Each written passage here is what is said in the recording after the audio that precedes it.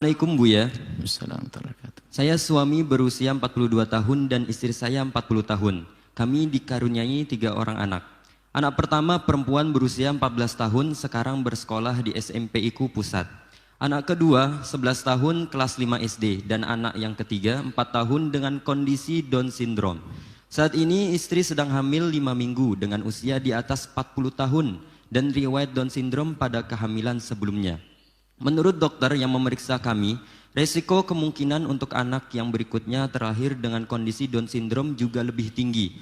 Mengingat usia kandungan yang masih kecil, dokter menganjurkan kepada kami untuk segera melakukan serangkaian tes oleh tim yang terdiri dari beberapa dokter dan ahli laborat, di mana hasil tes itu dijadikan acuan untuk tindakan medis selanjutnya. Jika hasil tes menunjukkan bahwa janin tersebut kondisinya kurang baik, maka tim tersebut akan merekomendasikan untuk menggugurkan kandungan tersebut, Buya. Saya sudah mendengar beberapa video terkait di akun medsos Al-Bahjah. Pertanyaannya, Buya, apakah saya harus mengikuti saran dokter untuk melakukan tes tersebut? Dan bagaimana saya dan istri harus bersikap jika tesnya tidak baik menurut medis? Saya bimbang, Buya. Saya butuh kemantapan hati untuk bertindak. Mohon jawabannya dan penjelasannya, Buya. Syukron. Wassalamualaikum warahmatullahi wabarakatuh. Assalamualaikum warahmatullahi wabarakatuh. Fas'alu ala dzikri in kuntum la ta'lamun. Dalam segala hal tanyakan kepada ahlinya. Untuk menentukan itu janin baik atau tidak baik bukan saya. Berarti harus dokter. Anda sudah benar, harus pergi ke dokter. Tapi untuk bertanya hukum, boleh tanya kepada kami, karena kami akan tanya kepada ulama. Kan begitu. Hanya karena Anda sebelum bertanya saya sudah pernah baca, jadi saya tidak perlu tanya lagi. Akan saya jawab. Cuman masalah kewajiban pertama seperti itu, benar. Anda harus bertanya kepada ahlinya. Biarpun saya ngomong jangan, tapi kalau dokter mengatakan iya, sesuai dengan kapasitasnya sebagai seorang dokter yang dia, maka Anda perlu mendengar urusan medis. Baik. Yang pertama, Anda lakukan betul, petunjuk dokter tanyakan untuk mengetahui tentang keberadaan janin tersebut. Layak, tidak layak untuk berkembang dan seterusnya. Kalau sudah ketemu ahlinya dokter, bolehlah membuat perbandingan baru lagi.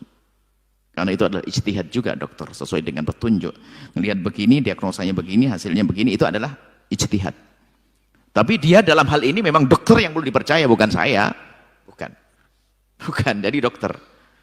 Dokter, setelah dokter mengatakan janin ini begini, gak layak untuk tumbuh dan seharusnya jangan ini, harus digugurkan dan sebagainya, baru tanya pengguguran, tanya kepada kita. Baik, kalau memang menanti menurut petunjuk dokter tidak baik janin itu untuk dibiarkan berlanjut,